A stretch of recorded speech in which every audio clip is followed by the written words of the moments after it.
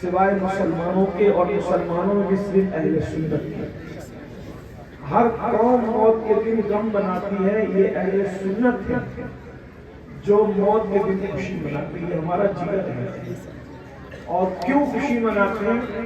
اس کی وجہ جس کا عرس ہوتا ہے اسی پہ خوشی مناتے ہیں، سب پہ نہیں مناتے ہیں۔ وجہ یہ ہے کہ ہمارا عقیدہ ہے کہ جو صاحب عرس ہوتا ہے وہ مر کر مٹی میں نہیں جاتا، بلکہ صاحب عرس اللہ کی بارگاہ میں وصال کا شرف حاصل کرتا ہے۔ یہ بڑی سعادت کی بات، اسی لیے ہم اہل سنت تو یہاں تک کہتے ہیں کہ ہمیں مدینے جانے سے جتنی خوشی ہوتی ہے اس سے زیادہ خوشی ہمیں مر جانے میں ہونی چاہیے۔ اس کی وجہ یہ ہے، یقین کی بات ہے، صرف یقین کی بات ہے، اگر مدینے جاؤ تو گنبد نظر آتا ہے اور مر جاؤ تو گنبد والا نظر آتا ہے۔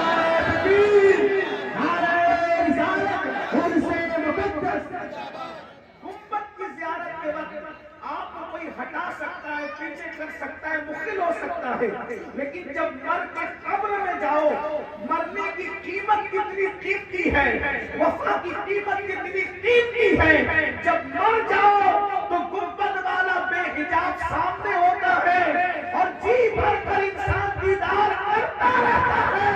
میرے امام کہتے ہیں قبر میں لہرائیں گے تاج چشمے نور کے جلوہ فرما ہوگی جب بات رسول اللہ ہے۔ آج بھولے نہ سمائیں گے کفن میں آسی، قبر کی شبہ کس گل سے ملاقات کی رات، لیکن ایک بات یاد رکھنا، کس کی قبر میں اجالا ہوگا، کس کی قبر میں دیدار ہوگا، کس کی قبر میں رونقیں ہوں گی، اس کی کوئی گارنٹی نہیں۔ بڑی معذرت کے ساتھ بہت اللہ والے کہلانے والے ایسے ہوں گے کہ جن کی قبر میں سانپ اور بچھو ہوں گے، ہو سکتا ہے، اس لیے کہ اللہ والے کہلانے میں کسی کو دھوکہ ہو سکتا ہے، اور بہت ایسے بدنام زمانہ بھی ہوں گے جن کی قبر جنت کے باغوں میں سے، اس لیے کہ وہ جس سے راضی ہونا چاہے کتے کو پانی پلانے پر بھی راضی ہو جاتا ہے، اور اگر راضی نہ ہونا چاہے تو ہزاروں سال سجدہ کرنے والے سے بھی راضی نہیں ہوتا۔ تو اب ہمیں اپنی قبر کی تیاری، عرس کا مقصد ہے فکر آخرت۔ ان لوگوں نے اپنی زندگی کو رضا الہی کے لیے گزار دیا تو ان کی موت کے دن بھی اتنا بڑا مجمع لگ گیا، لیکن جو لوگ رضا الہی کے لیے زندگی نہیں گزارتے پھر ان کا کیا ہو سکتا ہے؟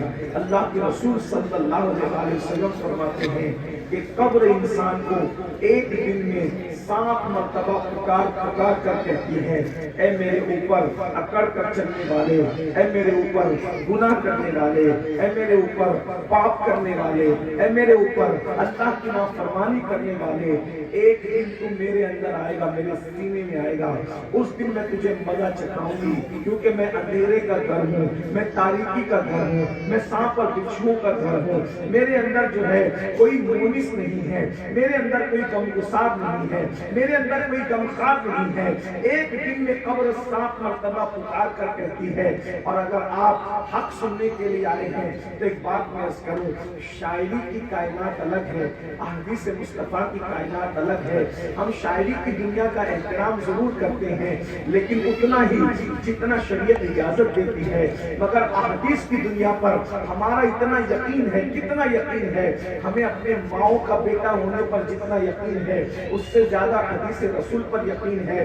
میرے بھائیوں، یہ جو آپ نے اپنے سبق پڑھ لیا ہے، ادھر مریں گے ادھر جنت میں جائیں گے، پھر ہم کچھ کریں، جوا کھیلتے رہیں گے پھر بھی ہاتھ سے جنت نہیں جاتی، مسجدوں کو ویران کرتے رہیں گے پھر بھی ہاتھ سے جنت نہیں جاتی، ماؤں کو گالیاں دیتے رہیں گے پھر بھی ہاتھ سے جنت نہیں جاتی، نشہ کرتے رہیں گے پھر بھی ہاتھ سے جنت نہیں جاتی، کیونکہ آپ نے تو اس کا دامن پکڑا، اس کا پکڑا، اس کا پکڑا۔ لیکن آئیے آنکھ کھولنے کے لیے میں پوری ذمہ داری کے ساتھ صحاح ستہ کی ایک حدیث پیش کر رہا ہوں، جس کو شرح الصدور میں علامہ جلال الدین سیوطی رحمۃ اللہ تعالی علیہ نے لکھا ہے، تھوڑا توجہ کے ساتھ اس کو سن لیں، خدا کے لیے، اللہ اکبر۔ ابھی میں کسی کے مرید کی بات نہیں کر رہا ہوں بلکہ میں مرشد کی بات کر رہا ہوں. اور وہ مرید ہے تو کس کا؟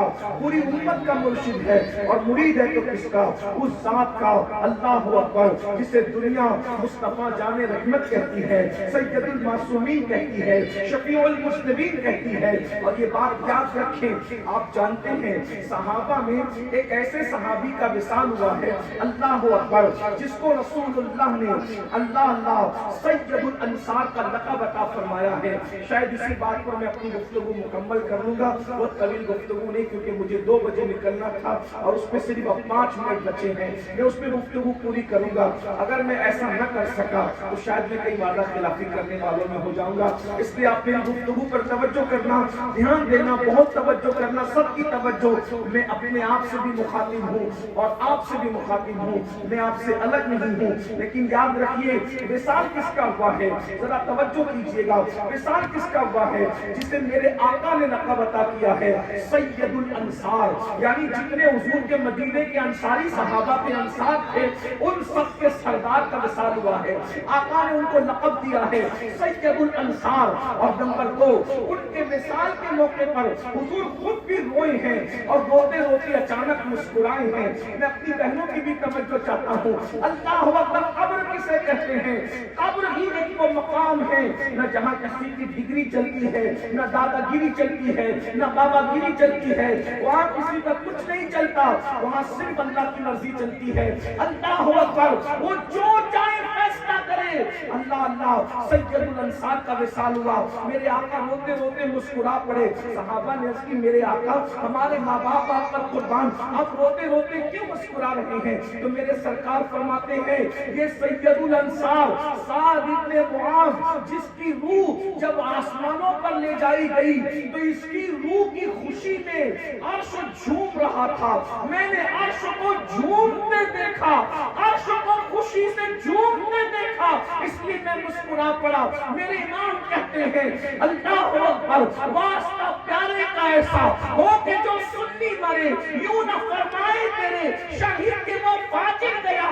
اور عرش پہ دھومیں مچے وہ مومن صالح ملا, عرش پہ دھومیں مچے وہ مومن صالح ملا. فرش سے ماتم اٹھے وہ طیب و طاہر گیا. اور ٹھوکریں کھاتے پھروگے, ٹھوکریں کھاتے پھروگے, ان کے در پہ پڑ رہو. قافلہ تو اے رضا اول گیا آخر گیا, قافلہ تو اے رضا اول گیا آخر گیا. سید الانصار کا وصال, عرش جھوم رہا ہے. اور تیسری بات یہ, 70,000 فرشتے ان کے جنازے میں زمین پر اترے ہیں. میرے آقا صحابہ سے کہتے ہیں 70,000 فرشتے ان کے جنازے میں. اگر یہ سید الانصار نہ بھی ہوتے تو ہم سنیوں کا عقیدہ ہے جیسے جنت کا ہونا یقینی ہے ویسے ہر صحابی کا جنتی ہونا یقینی ہے.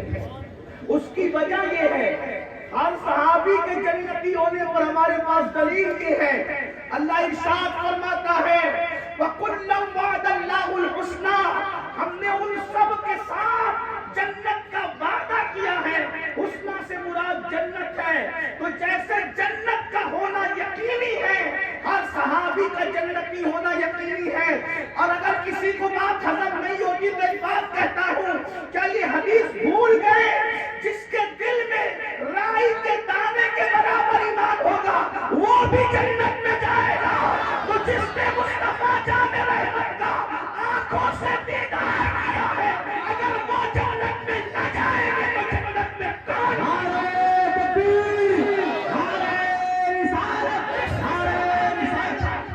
جس مسلمان نے دیکھا انہیں ایک نظر, اس نظر کی بصارت پہ لاکھوں سلام. خدا ان کو کس پیار سے دیکھتا ہے. میں نے امام کے شعر پہ تھوڑی سی توجہ کی, غور کیا کہ اللہ ان آنکھوں کو بھی پیار سے دیکھتا ہے جو آنکھیں حضور کو دیکھتے ہیں. میں نے سوچا اللہ کیوں دیکھنے لگا ان آنکھوں کو پیار سے, وہ کیوں دیکھتا ہے؟ تو مجھے خیال آیا جب کوئی کسی کو دیکھتا ہے تو اس وقت تک انسان دکھتا نہیں, ہر چیز دکھتی نہیں, جب تک کہ اس کا عکس ہماری آنکھ کی پتلی میں نہ بنے. جب آنکھ کی پتلی میں عکس بنتا ہے تو سامنے کی چیز نظر آتی ہے. اللہ محبوب سے پیار کتنا کرتا ہے، محبوب کے چہرے کو بھی دیکھتا ہے، لیکن جس کی آنکھ کی پتلی میں محبوب کے چہرے کی تصویر بن جاتی ہے، خدا ان آنکھوں کو بھی پیار سے دیکھتا ہے. میرے امام نے کیا نقشہ کھینچا ہے، خدا ان کو کس پیار سے دیکھتا ہے جو آنکھیں ہمیں لکھائے. خدا ان کو کس پیار سے دیکھتا ہے جو آنکھیں محوے لکھائے محبت. اور جن آنکھوں کو خدا پیار سے دیکھے پھر وہ آنکھیں جہنم میں کیسے جل سکتی. اس لیے جہنمیوں کو اپنی اصلاح کر لینی چاہیے. جو صحابہ پر بغض کر کے کہیں سے وفاداری کا سرٹیفکیٹ حاصل کرنے کی کوشش کرتے ہیں، یاد رکھنا ایران کی وفاداریاں کسی کو جنت میں نہیں لے جا سکتی. اگر وفا لے کر جائے گی تو مصطفیٰ جان رحمت کی وفا جنت میں لے کے جائے گی. اور نبی کا سچا وفادار وہی ہے جو اہل البیت کا بھی ادب کرتا ہو، صحابہ کا بھی ادب کرتا ہو. اور وہ سچا مسلک اہل سنت کا ہے بیڑا پار. اصحاب حضور نجم ہے اور ناؤ ہے فطرت رسول اللہ. اصحاب نجوم رہنما ہے، کشتی ہے آل مصطفیٰ. عرض کر رہا تھا، توجہ کرے، میں نے وضاحت کر دی کہ ہر صحابی رسول اللہ کا جنت میں. ہمارے سنیوں کے عقیدے میں دوسروں کی بات میں نہیں کرتا، کیونکہ مجمع سنیوں کا، جلسہ سنیوں کا، عرس سنیوں کا، بیٹھے سنی ہیں، دوسرے غیر ضروریوں کا ذکر ابھی میں نہیں کرتا. لیکن آپ کی توجہ میری طرف ہے تو میں بات کرنے لگا ہوں. کیا سید الانصار کا وصال ہوا، عرش جس کے وصال پہ جھوما، 70,000 فرشتے آسمان سے زمین پہ جس کے جنازے میں شرکت کے لیے. مجھے اس پہ اس لیے تعجب نہیں کہ اس سے بڑی فضیلت ان کو حاصل ہے. فرشتوں کا آنا بھی بڑی بات ہے، لیکن اس سے بڑی بات یہ ہے کہ ان کے جنازے میں حضور خود بھی چل رہے ہیں. جانے ملائکہ جس کے، جانے کائنات جس کے جنازے میں آ جائیں. اب بتائیں اس سے بڑا خوش نصیب کون ہو سکتا ہے؟ لیکن سنیو یہی عبرت کی بات ہے. جن کے رتبے ہیں سوا ان کو سوا مشکل ہے. یہی عبرت کی بات ہے. جب حضور نے ان کو، حضور جب جس کے جنازے میں جائے، بھئی اگر ہمارے کسی کے جنازے میں پیر صاحب آ جائیں، سید صاحب، سید بادشاہ جائیں، ہم کہ یار کیا خوش نصیب ہے، پیر صاحب آ گئے تو بخشا ہی گیا. محمد علی فیضی مدعائے رسول آ گئے وہ تو بخشا ہی گیا. اور وہ فلاں صاحب آ گئے تو وہ بخشا ہی گیا. ایک بات یاد رکھنا، بخشا کون جائے گا؟ ایک بات، میں تبرکات کے، بزرگوں کے آنے جانے کا احترام، ادب، نسبت سب کا قائل ہوں. مختصر اس میں کوئی صفائی نہ پیش کروں، صرف اتنا کہہ دوں، فکر رضا کے ہم وارث، فکر رضا ہماری محافظ. اس سے بڑی بات اور کیا ہو سکتی. لیکن ایک بات جو حقیقت ہے، امت کی تعلیم اور امت کی عبرت کے لیے حضور نے اس کو بیان کیا، اور جس کو حضور بیان کرتے اس کو ہم چھپا نہیں سکتے. اللہ کے رسول صلی اللہ علیہ وسلم کا وہ صحابی سعد ابن معاذ جو سید الانصار، جس کے وصال پر عرش جھوم رہا ہے، 70,000 فرشتوں کا نزول ہو رہا ہے، اور اللہ کے رسول اس جنازے میں خود شریک ہے. حضور شریک ہے، صدیق اکبر شریک ہے، فاروق اعظم شریک ہے، عثمان غنی شریک ہے، مولا علی شریک ہے. یعنی یہ سب بڑے بڑے بزرگ. میں نے کہا جنت بھی رشک کی نظر سے دیکھتی ہوگی سعد ابن معاذ کو، جس کے جنازے میں اتنے بڑے بڑے لوگ شریک ہیں. لیکن جب قبر برابر کر دی گئی، حضور علیہ السلام قبر پر کھڑے ہو گئے. اللہ کے رسول کے چہرے پہ ایک رنگ آتا ہے، دوسرا رنگ آتا ہے، ایک رنگ آتا ہے، دوسرا رنگ آتا ہے. حضور کے چہرے پر مختصر یہ کہ پریشانی کے یا کچھ غم کے آثار، غم زدہ کے چہرے پر، غم گسار کے چہرے پر کچھ غم کے آثار نظر آتے ہیں. اور اللہ کے رسول علیہ السلام کی زبان سے ایک آواز ترتیب پاتی ہے، اللہ اکبر، اللہ اکبر، سبحان اللہ، سبحان اللہ، الحمدللہ، الحمدللہ. حضور تکبیر، تسبیح، تحمید پڑھتے ہیں. اور تھوڑی دیر کے بعد حضور علیہ السلام کے چہرے پہ پھر خوشی کے آثار ظاہر ہوتے ہیں. ان کا تو کام بن گیا. جس کی قبر پر حضور کھڑے تھے، صحابہ نے پوچھا آقا ان کے قبر پہ کھڑے تھے تو آپ کے چہرے پر کچھ پریشانی کے آثار کیوں ظاہر ہو رہے تھے؟ میرے آقا کا جواب سن لیجئے اور پھر اپنی قبر کا فکر کیجیے. میرے آقا فرماتے ہیں میرے صحابہ تمہارے اس نیک بھائی پر نیک حضور جس کو نیک ہے اس سے بڑا نیک کون ہو سکتا ہے اس کا اندازہ کریں. لیکن یہ صرف تعلیم امت کے لیے صحابی کا درجہ بہت بڑا, صرف تعلیم امت کے لیے. تمہارے اس نیک بھائی پر اس کی قبر تنگ ہو گئی تھی, تمہارے اس نیک بھائی پر اس کی قبر تنگ ہو گئی تھی, قبر نے اس کو دبانا شروع کیا. میرے آقا علیہ السلام فرماتے ہیں شرح الصدور میں امام سیوطی نے لکھا جب قبر نے سعد کو دبایا تو سعد اتنا پتلا ہو گیا جیسے بال, سعد بال کی طرح پتلے ہو گئے. غور فرمائیے گا, ابھی میں کسی پیر کسی مرید کی بات نہیں کر رہا ہوں بلکہ سب مرشدوں کی جان, سب پیروں کی جان, مصطفیٰ جان رحمت کے مرید کی بات کر رہا ہوں. مرشد قبر پر کھڑا ہے, حالانکہ یہ قبر کا دبانا بھی درجات کی بلندی اللہ والوں کے لیے, اللہ والوں کے لیے درجے کوئی گستاخی نہیں, درجات کی بلندی. لیکن اپنی عبرت ہماری عبرت فرمایا وہ بال کی طرح ہو گیا. اور پھر دوسرے مقام پر امام سیوطی ہی نے لکھا کہ اگر قبر کے دبانے کے بچنے سے کوئی, قبر کے دبانے سے اگر کوئی بچ سکتا تھا, قبر اگر کسی کو نہ دباتی اگر کوئی بچ سکتا تھا یہی میری بندہ تھا, مگر قبر نے اس کو بھی دبایا. اور آقا نے مقام پر اور ارشاد فرمایا قبر نے صاحب کو اتنا دبایا کہ اس کی ہڈیاں ایک دوسرے میں مل گئی. آقا نے فرمایا کس کی, جس کے وصال پہ عرش جھوم رہا ہے مسرت سے, جس کے جنازے میں 70,000 فرشتوں کا نزول ہو رہا ہے, جس کے جنازے میں سید المعصومین مصطفیٰ جان رحمت خود تشریف لا رہے ہیں. قبر ان کو بھی دبا رہی اور آقا فرماتے اتنا دبایا کہ ہڈیاں ایک دوسرے میں پیوست ہو گئی. صحابہ کرام نے عرض کیا قبر نے ان کو کیوں دبایا, ان کے دبانے کی وجہ کیا تھی؟ تو میں احتیاط کے ساتھ, کیونکہ میرا مسلک سراپا ادب پیغام بھی پہنچ جائے, ادب کا دامن بھی نہ چھوٹے, تشریح کے ساتھ عرض کروں بے احتیاطی میں لاشعوری طور پر یہ پیشاب کے چھینٹوں سے بچ نہیں پاتے تھے.